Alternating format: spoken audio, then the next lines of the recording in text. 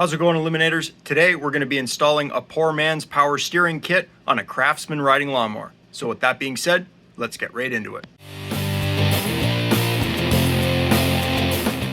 Alright, so today in the shop I have a Craftsman YT4000 riding lawnmower here that I ended up purchasing late last year. However, just recently, as the weather has transitioned to spring, we've pulled this out of storage. We've fully serviced this riding lawnmower, and we're just going over some easy modifications to help increase the price that I can sell this for. One of those repairs was replacing the factory wheel bushings with a set of roller bearings, which will significantly increase how smooth this thing rolls. You can literally push this riding lawnmower forward with one finger when the transmission is in bypass mode, commonly referred to as freewheel mode. This thing now rolls super smooth, and I already have a video on how to swap your wheel bushings to bearings. If you want to watch that, you can click the link in the top right of your screen. I'll also link it in the description down below. In today's video though, we're not going to be focusing on the wheel. We are going to be focusing on the spindle. As you heard me say, we are going to be installing a poor man's power steering kit, and I've already installed it on the other side. So what is it and why would you want to install it? Well, I'll bring you down to the spindle and we'll have a closer look. So the majority of these residential riding lawnmowers are pretty much all built the same. You're going to have a solid axle that goes across the front of the machine, and it pivots directly in the middle. Off of the end of that axle, you are going to have your wheel spindle that goes down, and it connects the wheel to the spindle itself via the axle. Basically, it's just a bent piece of metal. And then down here, we have a tie rod that goes to a little bracket with another tie rod there that goes back to the steering bracket at the center of the machine that hooks back to your steering column.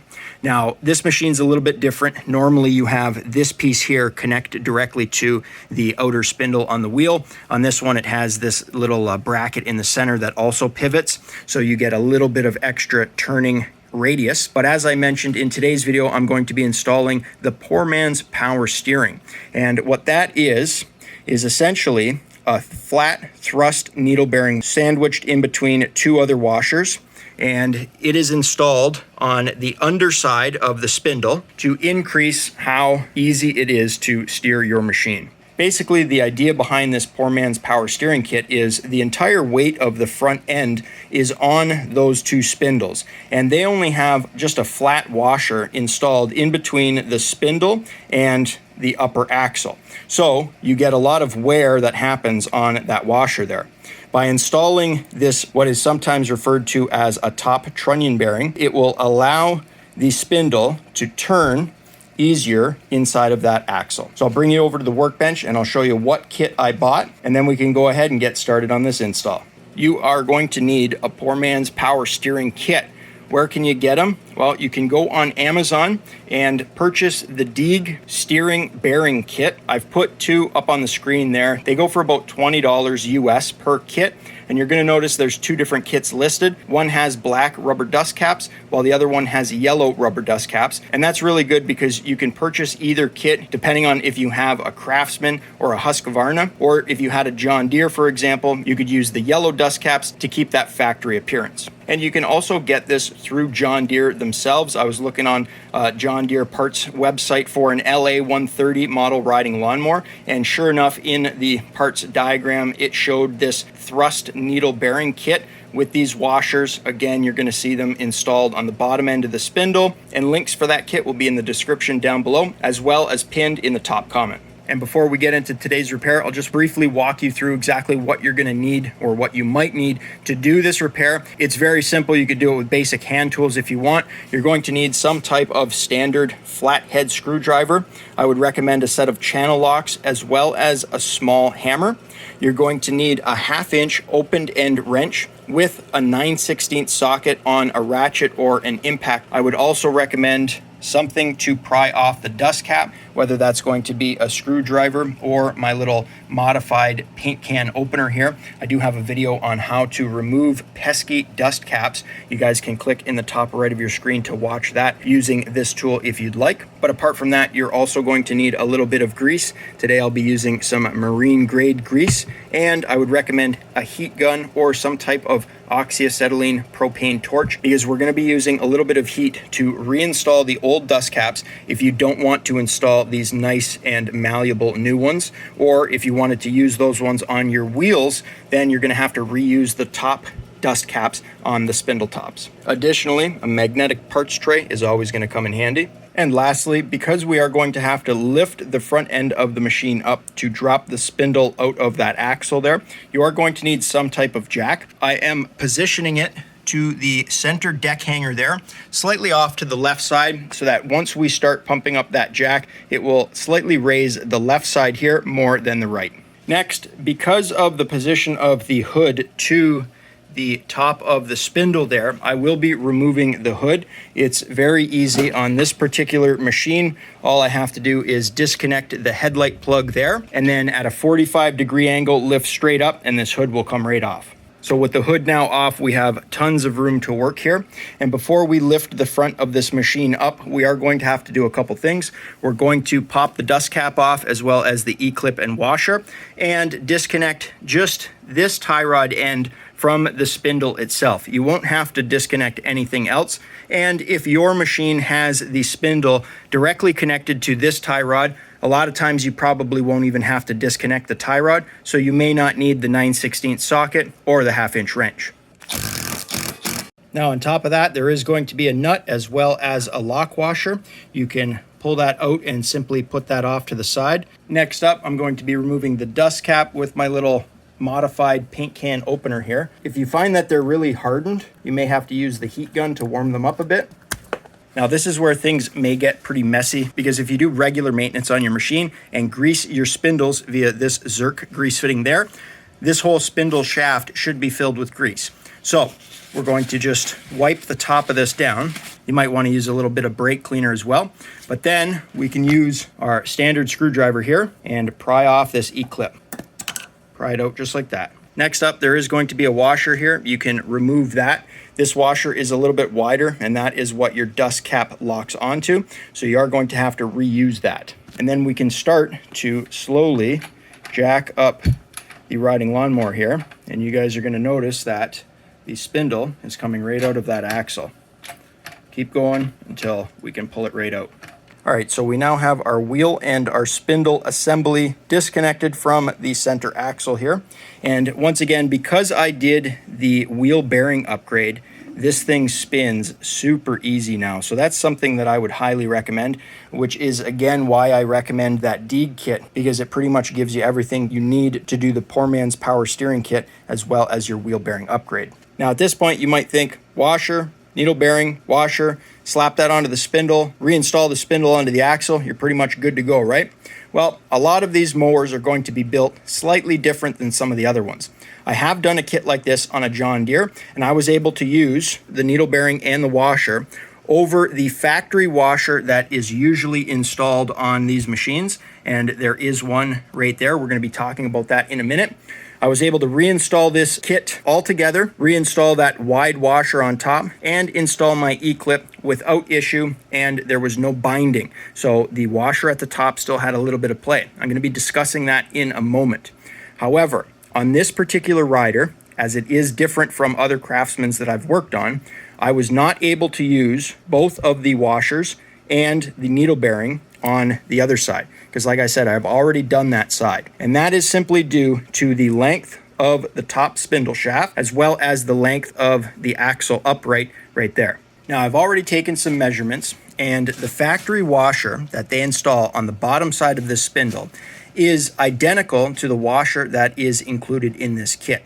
So you can either leave the factory washer on the bottom of the spindle there and then install the roller bearing, and then install your washer on top of that, and then reinstall the whole assembly. Or you could remove that washer and just install a new one in its place. But what I am going to take you through is the step that I had to go through on this side to figure out how much play you still have in your shaft, because there might be a little bit of shimming you're going to have to do with some extra washers, or in the case of this particular riding lawnmower, you may not have enough room to run those washers, so you may have to, in fact, remove them. And that is what I had to do on this particular riding mower. So I'll just briefly walk you through exactly what I had to do on this particular machine. Keep in mind that yours might be a little different. So at first, I installed the kit as intended. Washer, bearing, washer on the bottom of the spindle. What I noticed is when I put everything back together, and I'm going to put a photo up on screen, when I put the large washer that the dust cap seats onto the top of the axle there, I did not see the groove for the E-clip, which meant I was too thick on the bottom side, which pulled the spindle shaft down through the axle. So I removed one of the washers. So now I was only running the bearing and the washer, just like that.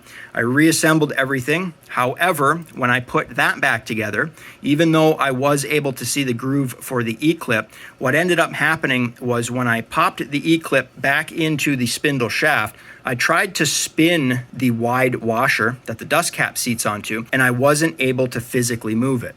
That means that there was so much tension in between the spindle and the washer and that E-clip that it was basically binding up that washer. And that's not good, guys. You do not want to run into a situation where that E-clip is binding and is grinding up against that washer, because as you're driving your machine around, that E-clip could become damaged or broken, at which point you go over a bump, the entire spindle could come out of the axle, and that's incredibly dangerous. So you guys are going to want to keep that in mind.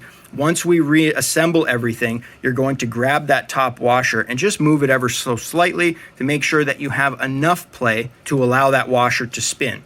Remember, a little bit of play is never a bad thing. However, excessive play is, because it can lead to wear. So with the factory washer removed, I am wiping this down as best I can to remove all of the gunk from all of the debris and grass sticking to the grease. And then I am going to apply some of that marine grade grease to the bearing here. So I've greased up the roller bearing using some of this MotoMaster marine grade grease. You can use pretty much anything you want, even a red and tacky or a white lithium I'm sure would be just fine. But once you get that greased up, slide that all the way down to the bottom of the spindle shaft. Next up, grease the shaft of the spindle itself. I know that we do have a Zerk fitting right there that we can grease that later, but it's always good to apply a little bit of grease just to make it easier to go into the upper axle. And at this point, I would also recommend that if you have a Zerk fitting on the wheel itself, go ahead and put some grease into that so that you get your axle lubed up. Depending on if you have the bushings, they do have these little cutouts at the top, and when you're installing them, you want to put that little groove to the grease fitting side, or the Zerk fitting side. That way it allows grease to go in to the center axle. On this particular machine though, like I said, I have the bearings installed. However, some bearings do not have a 2RS or a dual rubber seal. Some only have the rubber seal on the outside. So if you have a bearing like this that's exposed on the inside, either you're going to have to pump the entire center of the wheel filled with grease, and that will keep water out of your bearings, or on this particular riding lawnmower, I do have 2RS bearings installed, so they have a rubber seal on both sides of the bearing. Then line up the spindle with your axle, and we can start to lower that down. Make sure you lower your jack all the way, or enough to the point where you see clearance in between that center deck support and the jack itself. And essentially what we're doing is just making contact in between the bottom of the axle, the roller bearing, and the spindle there. At this point, we can install the flat washer on top. Then grab your E-clip and line that up. Once again, you guys are going to see here that I have plenty of space in between the top washer and the E-clip. And I'm going to show you guys, once I get this thing installed, that there is no binding, and I am using my channel lock pliers here to seat the E-clip into position. And another trick I like to do is just take my slotted screwdriver and just move that around a bit to ensure that the E-clip is in fact locked into the groove on that spindle shaft. So now we'll discuss that ability to move that top flat washer that the dust cap locks onto. Again, you want to have that moving because you don't want to have too much tension on your E-clip. So this means that everything's free, nothing is binding. So that's why on this particular unit, I'm just running the needle bearing alone on the bottom side, and I have just enough room to move that washer. At this point, you can reinstall your dust cap. Now, these aren't completely hardened yet. They are still a little bit malleable. However, you may find it difficult to reinstall them. So that's where the heat gun comes in handy. I know that I do have 2 brand new caps that were included in the Deeg kit. However, I want to use those for my wheel caps because when I did the bearings for the wheels here, I had to remove the old caps and they were super hard. They ended up cracking and falling apart. So I'm going to use those for the wheels, and I'll reuse these ones because they're still in pretty good condition. You don't have to heat these things up too much. It just takes a little bit of heat to make them a little bit more malleable. Let's try that. Oh yeah, this thing's super easy to go on now, I bet. Check this out. Just like that, guys. So now we can hook up our tie rod. Line up the threads for the tie rod, and we can install the lock washer and get that nut tightened up. I can now install my new dust cap here onto the wheel, and you guys probably saw I have a whole bunch of washers installed in there. That is to take up the play on the wheel. You don't want these things rattling around. Same thing with your spindle. You don't want excessive play. It's always nice to have a drawer of thrust washers in either 1/2 inch or 3/4 inch ID on hand, just to shim up anything that has excessive play. Even new ones are tricky to get on, but that's good. You want to make sure you have those dust caps on, especially if you're running bushings and not bearings, because any dirt and debris that gets in between the bushing and the axle is going to significantly decrease not only the life of the bushing, but can also wear down the axle shaft itself. But before we wrap up this repair, now that the spindle and everything is reassembled, you are going to have to pump the spindle full of grease through the grease fitting there with a grease gun. Man, do these things make a mess sometimes, and I know refilling them can definitely be time consuming and a messy job. I wish there was a better way. Well, there just might be. I want to give a huge shout out to Lube Shuttle for sending me this grease gun. This is made in Germany, and this grease gun is a little bit different than the rest. They make some pretty crazy claims here. It says no plunger to pull back, no air gaps, no leaking grease, no wasted time, and the best part of all, no mess. It features a thread-in tube, so you just pop the cap off of the top of this. I believe you have to press slightly on the bottom of that just to get the grease started up to the threads, and then you simply thread this right into the grease gun, and that's it, guys. The only drawback I see from this is that you have to buy their grease. However, they do sell empty tubes, and you can fill those tubes with pretty much any grease you want. I am going to be doing an unboxing, and I'll also be using this grease gun in an upcoming standalone video, so you guys are going to want to stay tuned for that. But regardless of what grease gun you're using, you want to be pumping grease into the spindle until you see fresh grease coming out of the bottom. Now, I did claim you guys would be able to push this with one finger, so let's see. Sure enough, easy as that. Now, you guys probably won't notice a big difference when the riding lawnmower is in a stationary position. However, once you start moving this thing, you're going to notice how much easier it is to steer left and right. And when combined with the wheel bearing upgrade, this thing now rolls and steers super smooth.